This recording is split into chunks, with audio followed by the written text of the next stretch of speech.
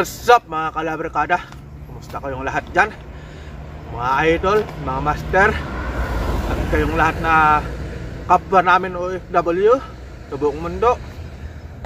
Kumusta po kayong lahat dyan? And this is Love Moto Vlog.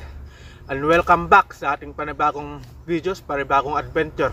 At kung ikaw ay bago pa lang sa aking YouTube channel, huwag mo nang kalimutang subscribe at i-click yung notification bell para updated ka lagi sa mga bagong videos na i-upload natin mga kalabarkada. Bali ito pala mga kalabarkada, may dumating tayong bigas na binigay ng amo namin. Bali ito, may ayuda tayo galing sa amo. Kaya nagpapasalamat tayo sa Panginoon dahil ito may blessings na dumating. Siyempre nagpapasalamat din kami sa amo namin dahil sa pagbibigay niya nitong bigas na to. So, tara, pasok muna natin sa loob mga kalabarkada.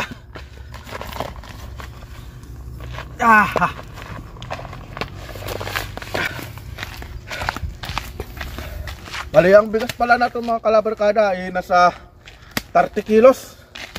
Bali paghahati-hatian namin dito sa bahay.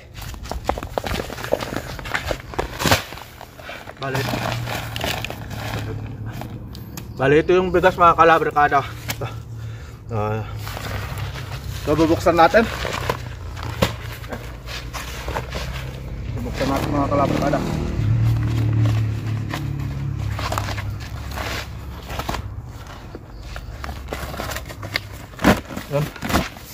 Yan. Ito yung laman ng bigas mga kalabarkada. Yan. Brown rice. Brown rice to. Bali nasa 30 kilos to mga kalabarkada, pero ang presyo nito hindi natin alam kung magkano yung presyo ng ganitong bigas dito mga kalabarkada. Pero dun sa pinag-groceryhan namin dun sa baba, bali yung 10 kilo na bigas nasa 3,500 yen. So 30 kilos to, 30 kilos to din nasa mga 9,000 o isang lapad. Isang lapad na siguro yung presyo nito mga kalabarkada. So bali hahati-hatiin natin to mga kalabarkada sa siyam na tao. Dahil siyam kami dito sa bahay. Pero yung cameraman natin, hindi ko alam kung tao yan. Ayan yung cameraman natin na. Yan, parang patyan. Mga kalabarkada.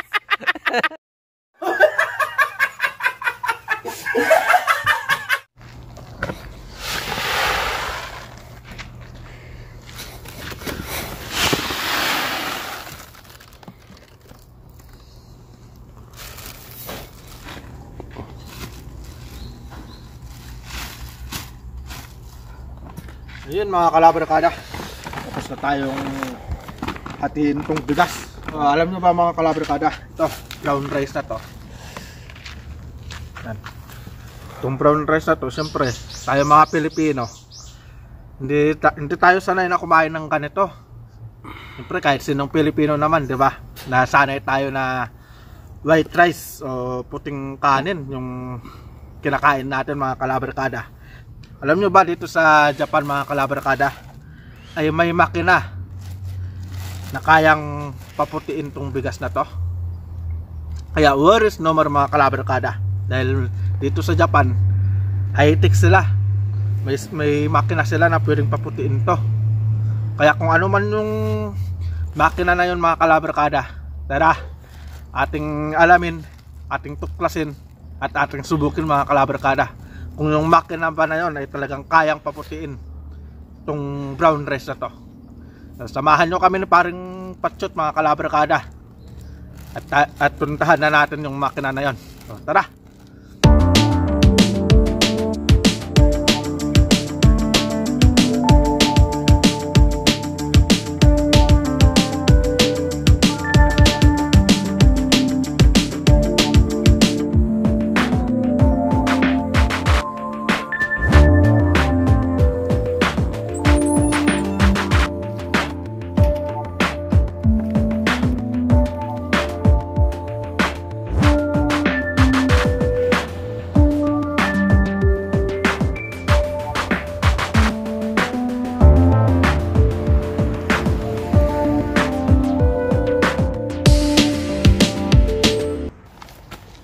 ayun mga kalabarkada, nandito na tayo ngayon sa sinasabi kong makina. Yan, tungkalin natin itong face mask natin para mas lalo tayong makita nyo yung kagwapuan ko. Bali, nakarating na tayo dito mga kalabarkada sa makina na sinasabi ko ito. Yan. Bali, ang pangalan pala ng makina mga kalabarkada ay Isiki. Yan, Isiki.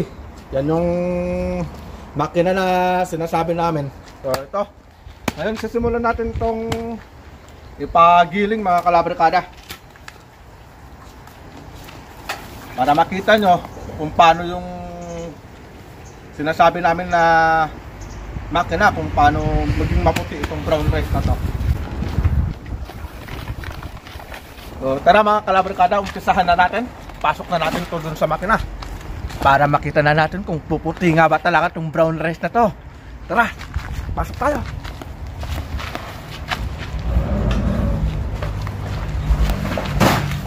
Ito yung makina na sinasabi namin mga kalabarkada. Pero dito sa Japan mga kalabarkada, di ba? Ang kaibahan lang sa Pilipinas, kung sa Pilipinas ka magpapagiling, di ba, sa mga nagpapagiling ng palay, may mga nag-ooperate doon. Pero dito sa Japan mga kalabarkada, tayo mismo ang mag-ooperate nito.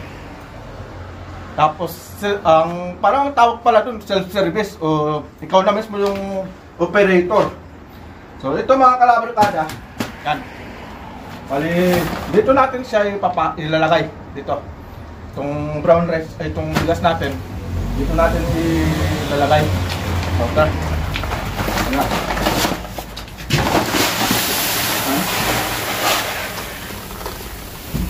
Well, mga kalabarkada, yan, dito natin nalalakay yung brown rice natin.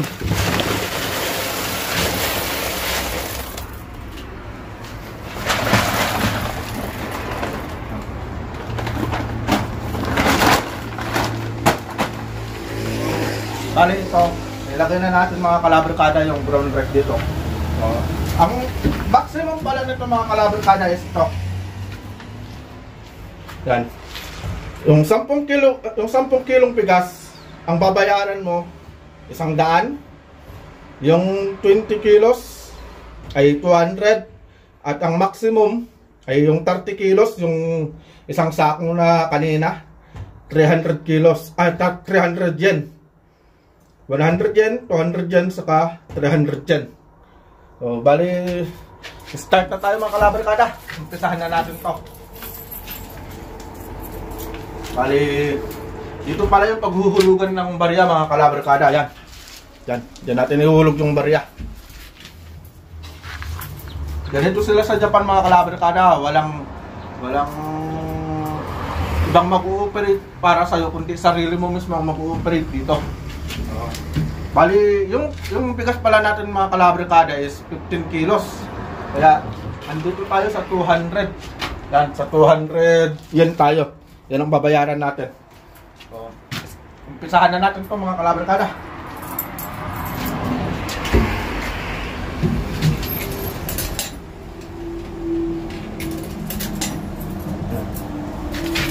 So, pipindutin lang natin ito.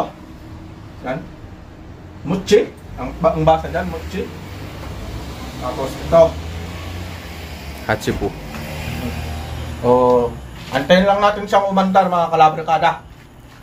Dito kasi sa Japan mga kalabarkada, itong ganitong makina, open na open po sa mga tao. Yun. Wala yung parang sa Pilipinas na may naninira o may nagpapandalism.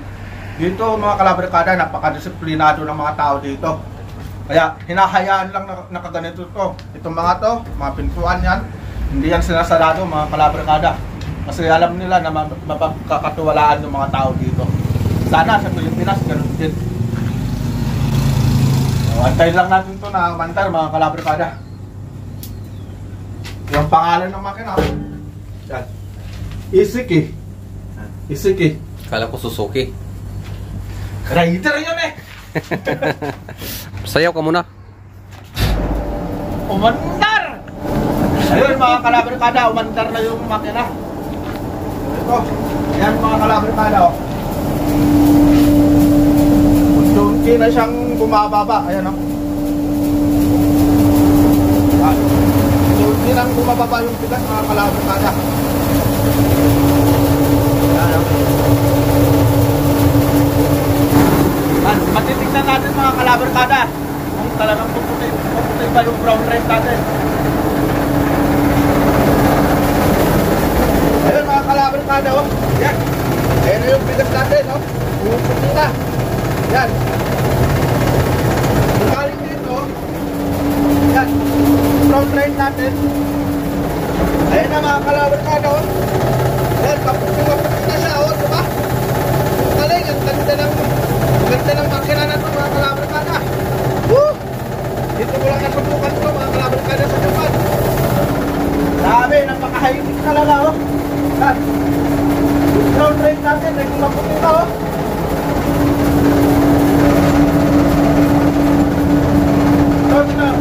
Ito mga kalabarkada o. Aapakan lang natin ito para yung bigas dito bababa. Ayan o. Aapakan natin ha.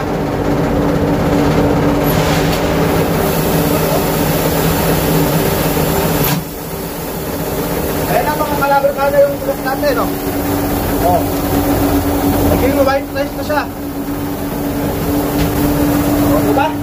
Napaka-high-tech ng technology dito sa Japan. Sana sa Pilipinas, magkaroon din tayo ng kanino. Makaganda ng makina na ito mga kalabarkada. Bali ngayon ko lang nasubukan ito. Ay mga kalabarkada. Ito yung bigas natin o. Ayan o. O diba? Magpasalamat pala kami sa amo namin na nagbigay ng bigas na to. Dahil siyempre magpapasalamat din tayo sa Panginoon. Maraming salamat po sa bigas na pinagkalun ko sa amin. Makalaking bagay na po ito para sa aming mga OFW. So ayun mga kalabarkada, yan tapos na. Dito natin malalaman kung tapos na ba yung pagpapagiling natin. So ito na yung bigas natin o. Yan. Ito yung bigas natin mga kalabarkada. Woo! Napakagaling! Approve na approve ako sa makina na ito mga kalabarkada. Ayos! Yan. Oh. Ito na yung kinalabasan ng brown rice natin mga kalabarkada. Ito na yung naging white rice na siya. Ayun mga kalabarkada, natapos na tayo magpagiling. Yung brown rice natin naging maputi na. Yan. Pero hindi pa dyan natatapos mga kalabarkada. Dahil siyempre dito sa Japan, ginamit natin itong makina dito. So, kung makikita nyo, ayun, may walis sa dustpan. Yan. Kaya ang gagawin natin, lilinisan natin ito mga kalabarkada. Ganito kasi dito sa Japan. Pag ginamit mo ang pang publiko na mga makina kagaya nito, ikaw rin mismo ang maglilinis. O, linisan muna natin mga kalabarkada.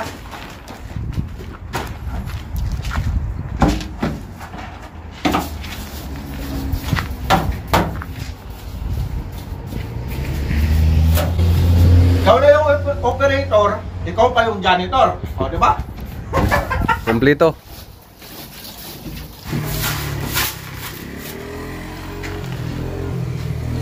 So, dito natin ito lalagay mga kalabarkada. Yan. So, ayun mga kalabarkada, natapos na natin linisan to. So, nais ko muna magpasalamat pala mga kalabarkada sa mga sulit nating mga viewers dyan, sa mga subscribers natin. Maraming salamat sa inyong lahat, sa inyong walang sawang pagsuporta dito sa channel natin na Love Mo To.